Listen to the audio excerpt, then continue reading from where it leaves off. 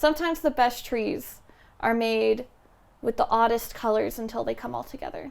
It's truly a trust the process until everything is all there.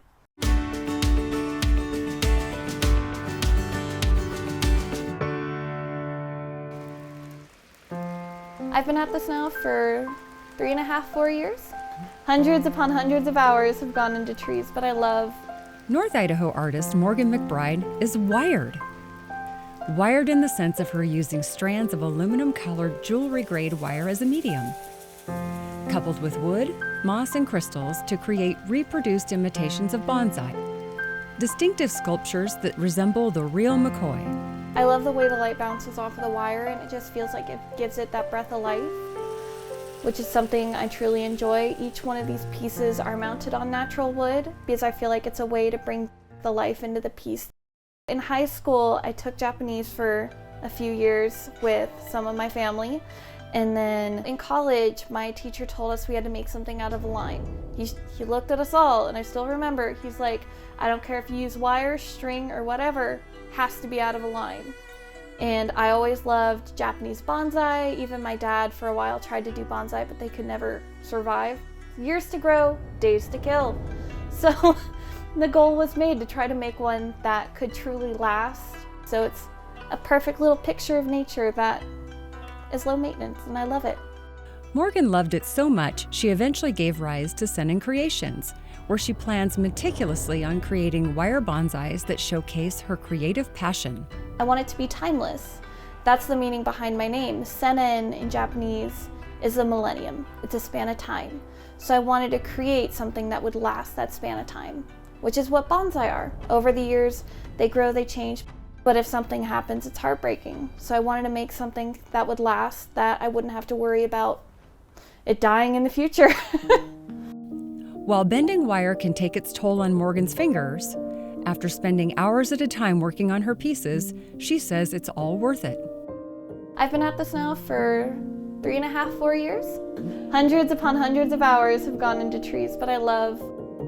Ever since I was little, I still remember sitting down and drawing. I've always enjoyed art. Art has always been something that's been a part of my life. And then I found out in college that I also really like to work with my hands and do sculpture work, which is how I've now really been leaning on bonsais.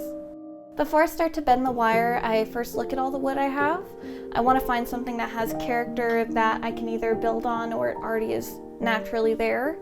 And then I'll take it to the drawing board. I'll pull out the sketchbook. I'll do multiple rundowns of the possibilities of wire and all the different shapes I could do. Normally, my smallest trees can take me anywhere from 12 to 16 hours, while I can spend upward to over 100 depending on the size of the tree.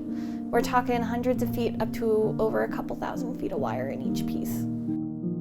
Beginning with the trunk of the tree, Morgan stretches out many strands, which can be hundreds entwined together for thickness. From there, when I get to the trunk's ends, they come out almost in like little Ys, and from there I will take different colored wire that I've spent hours, even days coiling, and I'll twist them into the trunk and then I'll shape them into the leaves. One color is great to do. It's simple and easy, but something like the autumn pieces or any of the winter trees I've done, they have 4 colors, so they can take me double to triple the amount of time it takes to finish them. I gravitate towards the double pink trees because I find that they are just a gorgeous representation. But I also love, of course, the natural green because it screams bonsai, and I love that so much. Once the wire tree is finished, it really isn't. It must be mounted on the predetermined wood Morgan has chosen for the piece.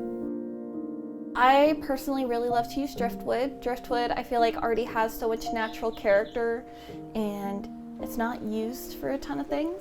So I just like to give it another life, even though it's been already given one. I like to use also different kinds of hardwoods with either a really pretty wood grain or bark. I love to include the natural elements of the piece and not transform it too much, but still make it look polished and refined. I can't use softwood. I fear rot, and I want to make sure that the pieces will truly last.